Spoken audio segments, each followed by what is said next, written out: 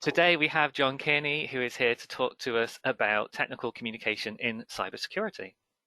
Right. Well, thank you, James, for the introduction. Thank you, Charlotte, for asking me to come along. Thank you to the ISTC for organizing this as a whole. And thank you all for coming. It's really nice to see some familiar faces, some new faces, some familiar names, especially as, you know, we've been going so long without so much that in-person communication, which is so valuable, I think. So, my name is John Kearney. My pronouns are he, him. I am here to talk to you today about technical communication in cybersecurity and security thinking in technical communication. So, I'm going to follow the example of the great Inigo Montoya, and having politely greeted you and given you my name, and the relevant personal links can come at the end, I'd like to introduce myself a little further and manage some of your expectations about what we're going to talk about today. So I got here basically because I was an academic in English literature and classical studies, and I wanted to do a PhD, but I couldn't get the funding. But because I'm such a giant geek, nerd, dork, whatever you want to call it, I had lots of nerdy hobbies. And a lot of my friends at university who also had nerdy hobbies happened to be computer scientists, other types of scientists, and so on. So I ended up helping them with their documentation and their content. And then I discovered that there was such a thing as technical writing, technical communication. And got my first job as a writer in 1998, and I'm still here, which is a frightening amount of time. And I kind of don't like to think about it most days. 10 of those years, in a patch at the beginning of my career and from 2018 onwards, has been in the security field, and it is hands down my absolute favorite field, and we'll probably go on to discuss that in a bit more detail as I take you through some of my experiences and some of the things that I want to tell you about. Now, who are you? I hope you're interested in this because I assume you're all interested in this rather, because you're all in the technical communication field. And I have a little bit of bee in my bonnet about this, and I'm going to get this out of the way quite early on, that I don't care whether you call it UX writing, content design, information design, technical writing, it's all technical communication. We are all creating user-centered content to help people do the things they want to do. And all these new job titles that have popped up are essentially narrowing down in particular bits in the field of technical communication. So they're applying the same skills that everyone else does in very specific contexts. And security can be found at all levels of that. So in terms of managing your expectations a bit further and what I'm going to talk to you about, I'd like to talk about, as implied in the title, tech comms in security. So being a writer, being a communicator in the security field and the sort of things you might work on, but also about the way you can apply some security thinking in your work outside the field of security as a technical communicator. But before we delve into anything else, I want you to look at this phrase on the screen. Don't write it down. Don't take a screenshot. Some of you might even know what this is, but that's okay. Just try your best to remember it, and it will come up later, okay? So most of my work, actually as a security writer has been working with ethical hackers, security testing, which is a field that's perhaps not quite as technical as you might think, as illustrated by the great Saturday morning breakfast cereal webcomic here. Security testing is very often called pen testing, penetration testing. You've probably heard of it. And this is where hackers test a network in some way in order, or system or application. In some cases, there's physical components to it as well, to see how easy it is to break in or what vulnerabilities there are. Now, these kinds of tests usually conclude with a report of some kind. And quite often, those aren't actually written by writers. Now, this is a content problem that we have. Now, throughout this talk, I'm going to try not to read off the slides too much because you can all see them and you can all read them. but this is something which I will actually read out to you. In 2018, when I came back to the field, it was to work with a cybersecurity consultancy called Tradecraft, who specialize in attack. And one of their clients kindly allowed us to create a case study about the work we'd done with them. And that was South Bank Centre, which is, for those of you who don't know, a very large arts organisation in the UK, and they've got very large premises, as it were, on the South Bank in London. Now, I'm just going to read this quotation to you because I think it really illustrates the problem very well, which is, in the past, South Bank Centre contracted an external pen tester annually to run on-site tests. In their experience, these tests did not add much more value than can be achieved by running network scanners and other such tools. They result in reports comprising an excessively long list of items, sometimes more than 400 in number, which are very difficult to manage or prioritize. But just imagine that. You've commissioned your penetration test. A tester has come in, plugged their laptop into your network, set some scans running, drunk your coffee, and after 2 or 3 days, off they go. And they come back, maybe with a report for you, or maybe they get it to you in a secure way. And it's just a massive list of things. How do you begin to deal with that? More than 400 items. Your poor Chief Information Security Officer, it's a wonder they actually don't have an aneurysm. Say if there is some kind of degree of prioritization in there, say they're assigned high, medium, low, as they often are. Say if 10% of those are high priority, well, that's 40. How do you know which of those is the most important without more context? How do you chunk that work up? How do you go and talk to your development team manager and say, I've got lots of work here that needs to be done to secure our systems, and they're saying, well, we've got features we need to get out to earn money, and I can't pull people off what they're doing just to do these things. Can this wait? Can we maybe just put some tickets into the board and we'll deal with them when we can? That's not going to make you more secure, because a 400 item pen test report is just not user centered. It's kind of like, in some ways, a user guide written by product marketing, which tells you all about all the really cool features, but has got nothing to do with what a user actually wants to achieve. Therein lies a big problem. Tradecraft have a different approach.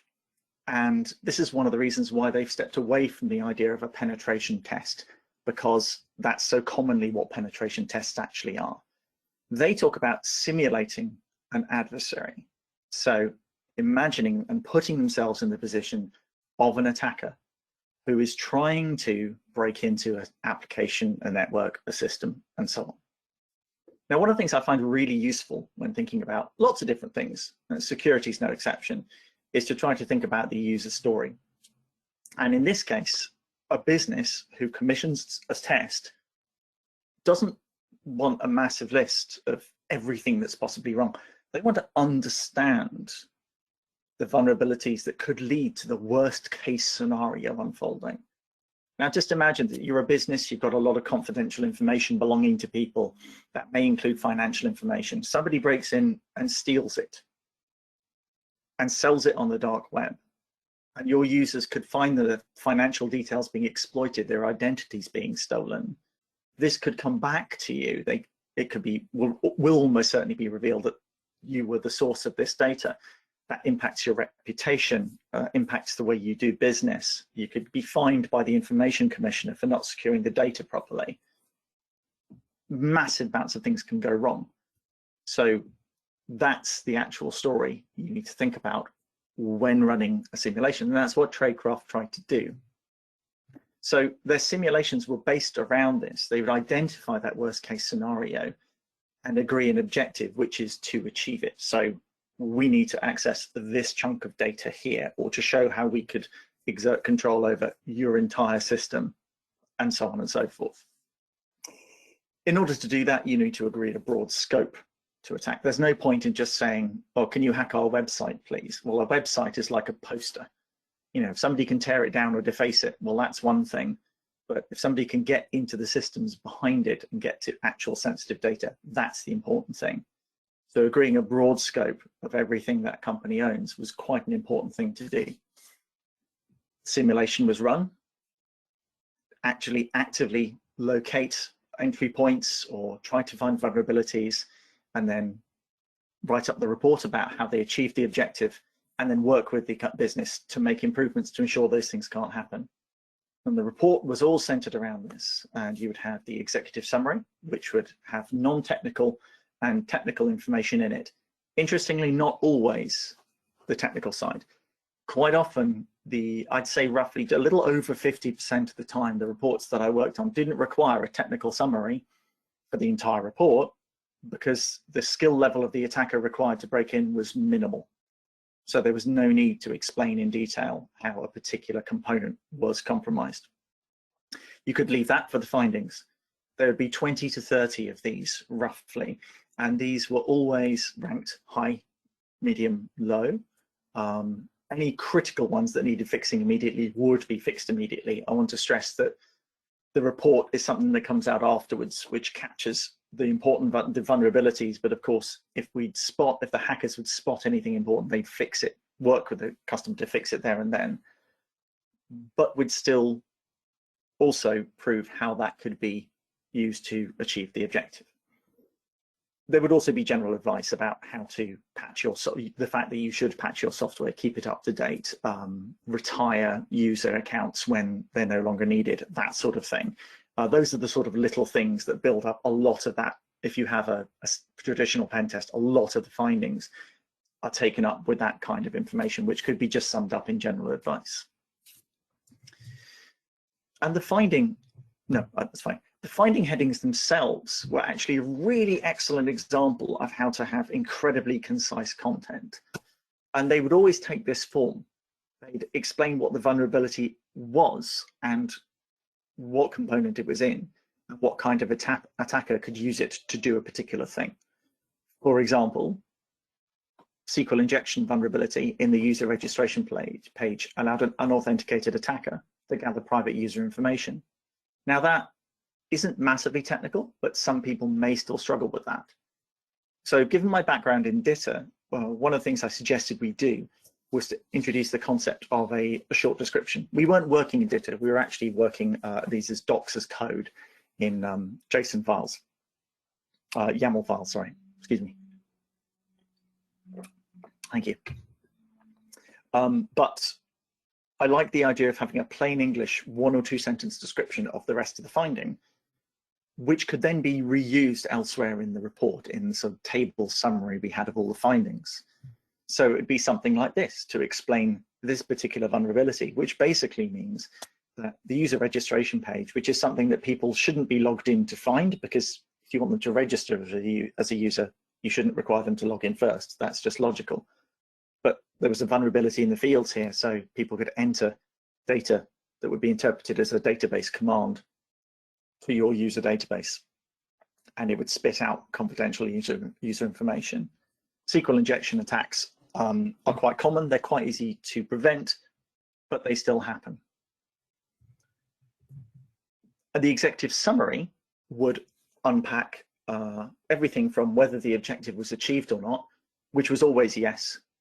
It was always possible. Sometimes difficult, but it was always possible. So the purpose of the report is not about being totally secure. It's about learning the ways in which you become more secure. The impact, the most important things that you need to be aware of, and how to fix these things. The technical level of attacker, that's a very useful piece of information, especially to your technical staff. And essentially the story of the attack. So how would this be achieved? What are the steps somebody would go through? Because stories are very, very important. They're very powerful ways of explaining things. And the intention is that you could put the executive summary in front of your, what's called the C-suite, so your board members, and say, there you are. That's how somebody could break into our systems and achieve your worst nightmare.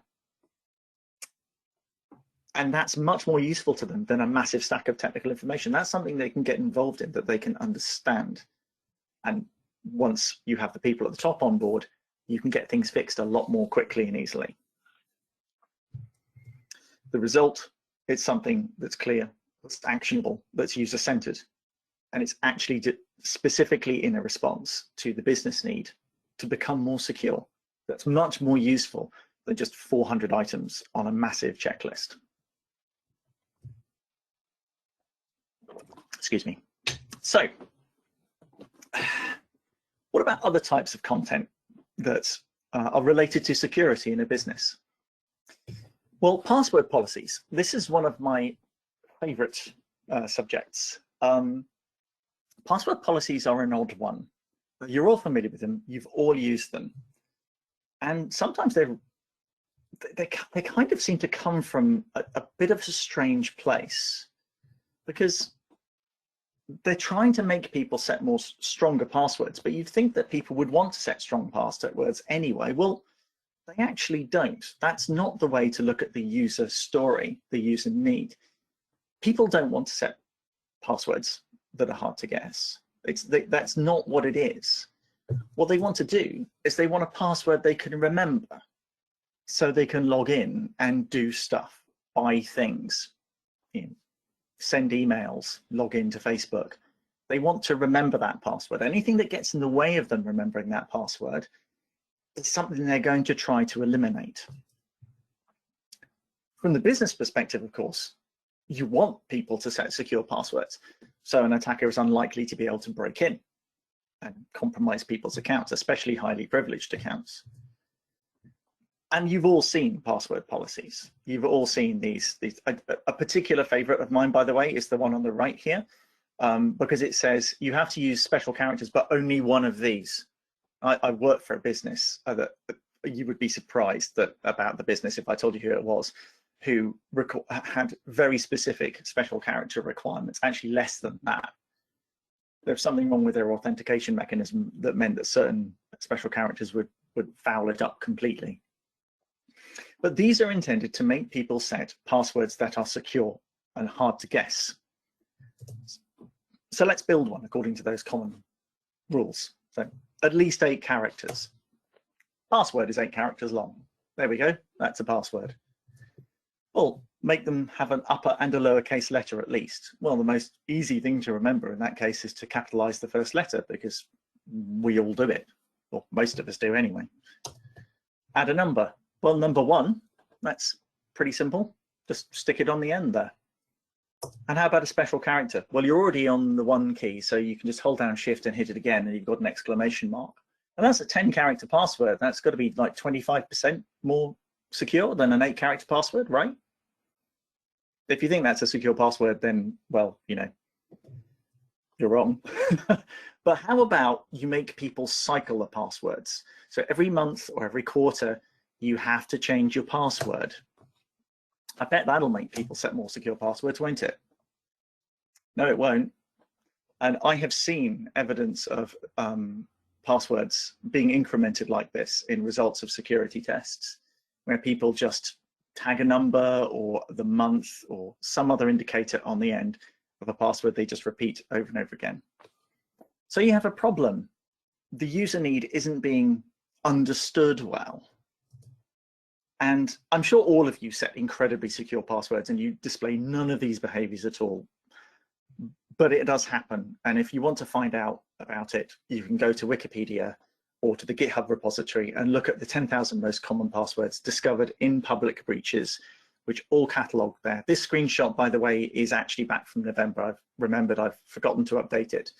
But the top 20 or so there don't change all that often. Password 1 and password with the capital P, I'm pretty certain are still in the top 100, or at least in the top 500. But, you know, I could be wrong. How do we solve that problem? Well, do you remember this?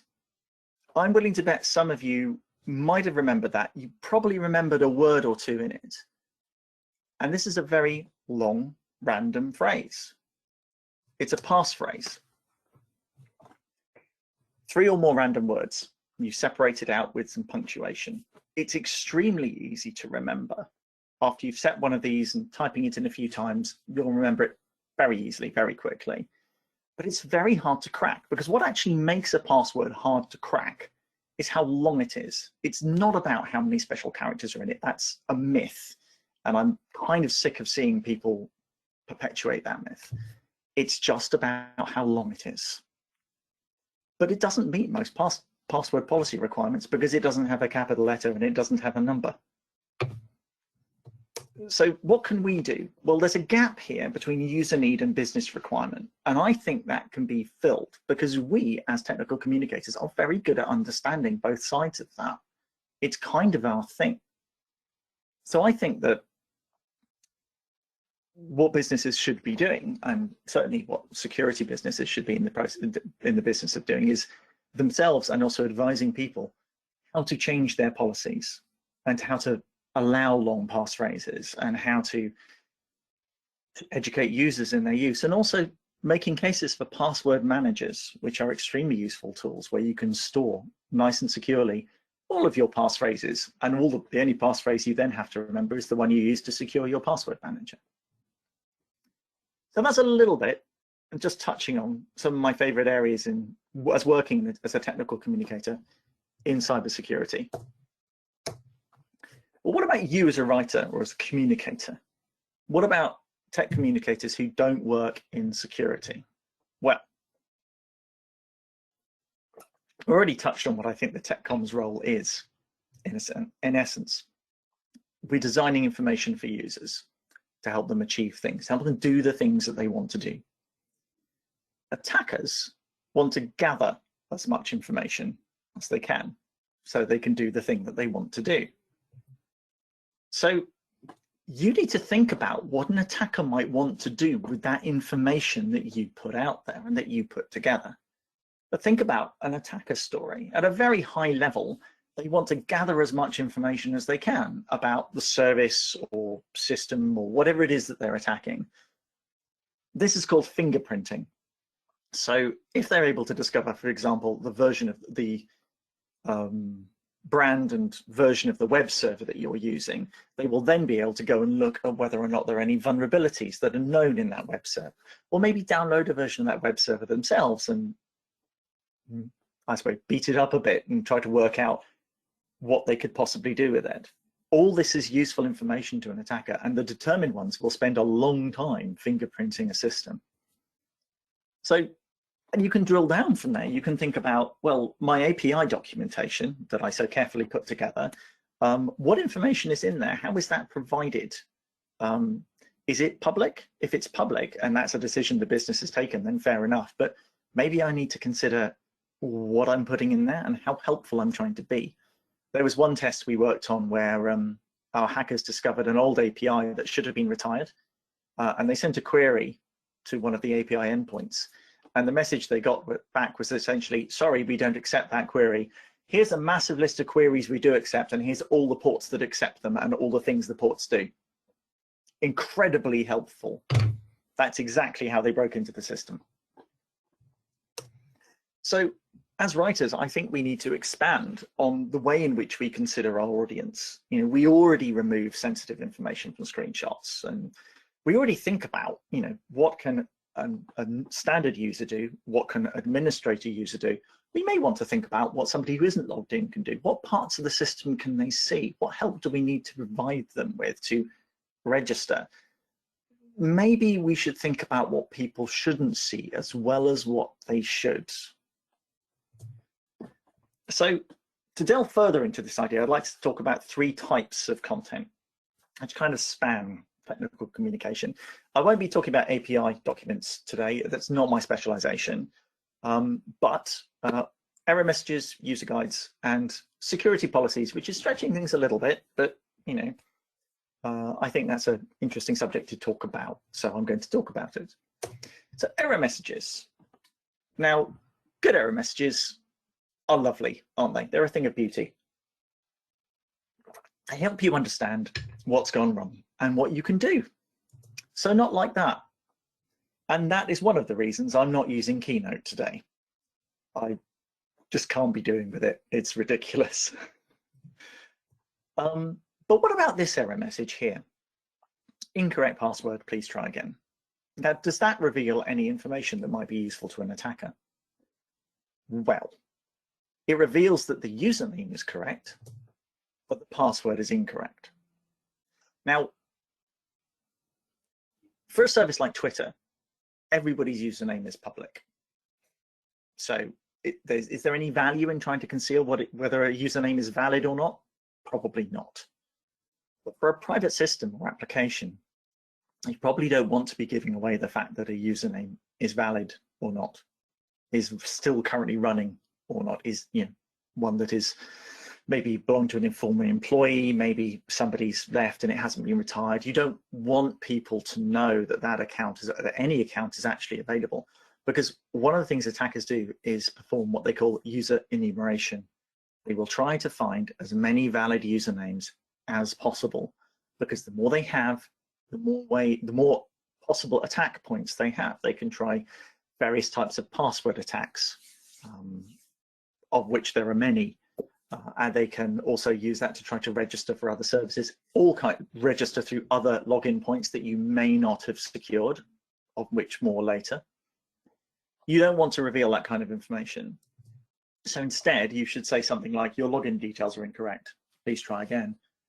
Don't tell them that username exists or not. Another example, error messages, HTTP error messages. Now, the 403 forbidden is a really interesting one, because it tells you that the page you've tried to access exists, but you are not allowed to see it.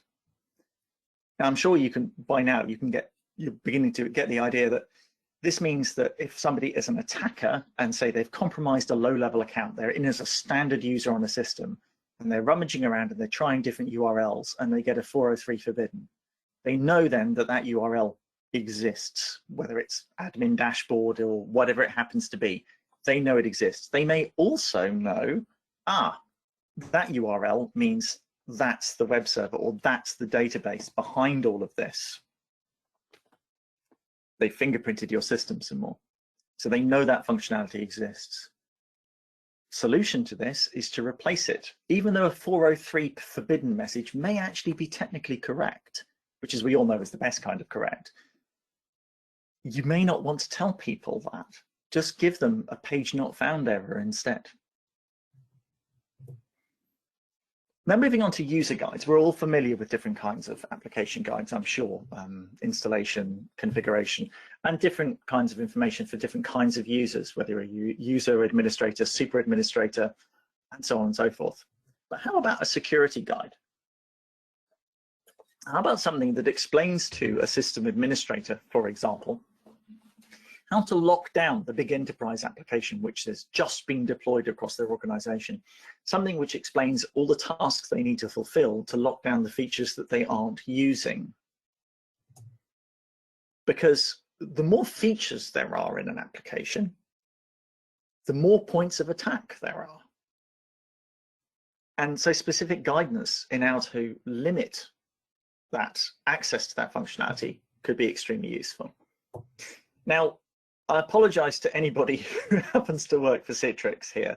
Not a dig at you, I promise.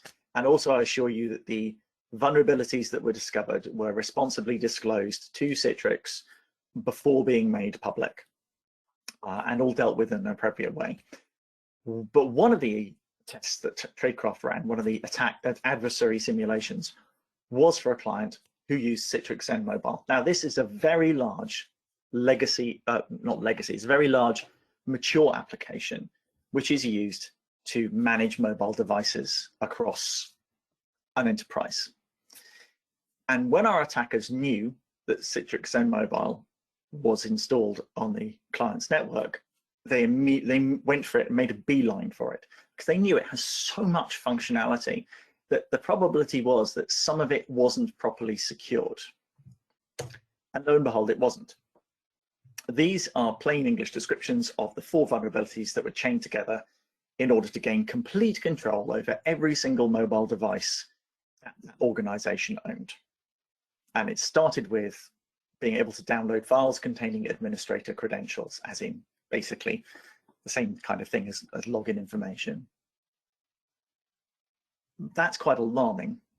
And that was an application which was installed and set up. It was all working properly, but there were things in there that could be exploited. One of them being, for example, an authentication endpoint, which, as I mentioned earlier, if you've got more than one access point to your system, you may need to make sure they're locked down so you only use the ones that are explicitly required. They offered a way to authenticate using other credentials from another identity provider like Google or Microsoft and so on. And that endpoint wasn't locked down. And it's one of the routes in that was used. So moving on from that to security policies. Now, these are not something which we usually have a hand in, but I kind of think that writers can contribute a great deal to this. I'm sure all of you have started a job at some point and been presented with a pile of documents that you have to read on your first day. And one of them may be the security policy. And these can be absolutely huge, and they're not written by professional writers most of the time. You can't scan them, you can't digest them. There's a lot of finger waggy, don't do this, don't do that, some of which may actually be in response to incidents that have happened. Somebody has plugged a USB drive into a device without checking what it was first, and look, malware got onto the network. Don't do that. But USB drives are quite a useful thing, so maybe there's a business need to do it. So how do you write around that? It can result in a bloated document that isn't managed or maintained in a good way at all. So it's quickly forgotten. People fall back on the behaviors that they're used to and that they consider to be sensible. So why not suggest a different approach? We have the ability as writers, as technical communicators, to narrow down on that user need. Explain the security principles to people. I mean, you should have security principles as an organization, whatever your organization, and there's plenty of examples out there. You could talk to, if you have a training department, you could talk to them about collaborating on, maybe we could explain to people how to use passphrases. Maybe talk to your boss about, well, why don't we have a password manager? I've got a personal password manager, perhaps it would be a useful thing for us to use. And also make it easy to report problems. There are some organizations where they've set up plugins so you can click in Outlook and report a phishing email immediately, for example. But if you don't have that, you probably should, but if you don't have that, have the supporting information so people know that they can safely and without fear of being blamed, report when they've, oh, I thought that was a genuine email and I clicked and I logged in and then I got a really weird page. So I thought, oh God, what have I done? You want people to tell you that immediately. You want people to go to your system administrators and admit it immediately, because any delay can result in a further breach. And we can help because we could write these and we could write them in a user-centered way. So the key takeaways here really are for writers who aren't working necessarily in security, is that you should think about revealing enough information in your content, but not too much. This is related to the principle of least privilege, which is a key security principle, which boils down to only let people do things they have an explicit need to do. You shouldn't be assigning administrative privileges to everybody on your network. That defies the principle of least privilege, nor should you be telling everybody in exquisite detail exactly how all the bits of your API work necessarily. And you can create the guidance maybe for your end users to help secure their applications, the applications that they buy from you, so they have a better experience. You can maybe branch out from your tech comms department and offer to help with security policies with these documents that go towards users, because your contribution could really make the difference between, you know, a minor incident where somebody's username is compromised, but it's okay because we managed to catch that early enough, or an actual total breach where confidential information is leaked onto the internet. So to sum up, let's come back to the Princess Bride. Tradecraft has some excellent principles if you're curious about them, and I recommend you go and have a look. And one of my favorites, or possibly my favorite, is that good security depends on good communication.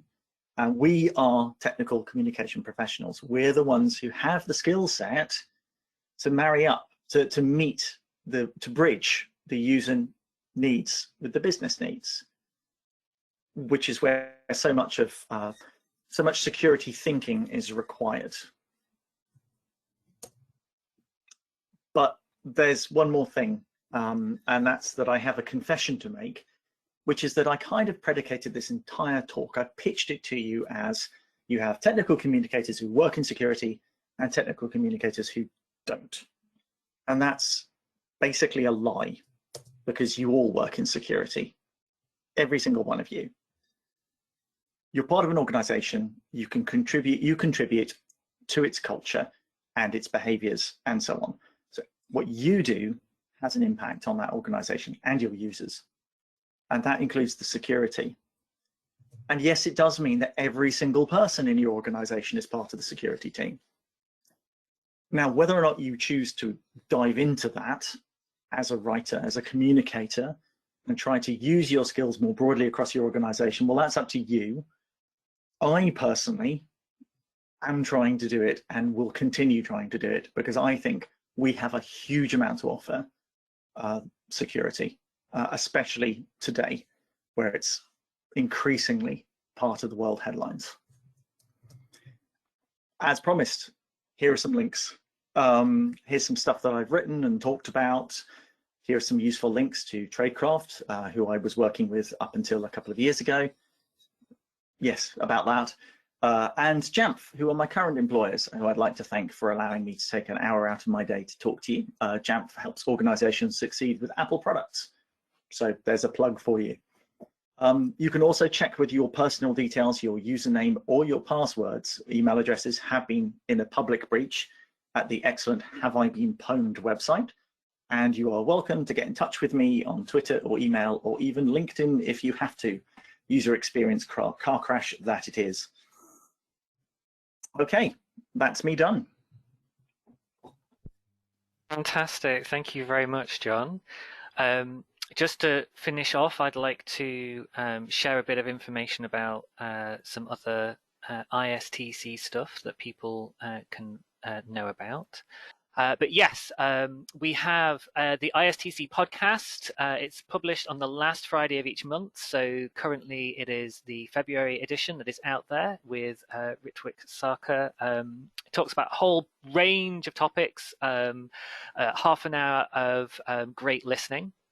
And we have next month's ISTC Meets. We are finalizing the details for it. We're doing the same for May as well at the moment. So I don't have all of the info, but I do have a date and time for you to pencil in. It's slightly later in the afternoon, which I realize doesn't quite fit the lunchtime slot, but I hope people will still be able to make it along. We're very excited about the guests that we've got coming up, but I'm going to hold off on announcing exactly who it is until I've got all the information sorted. So Eventbrite is the place to go. You can also sign up for the mailing list via the email address in the bottom right-hand corner of the screen.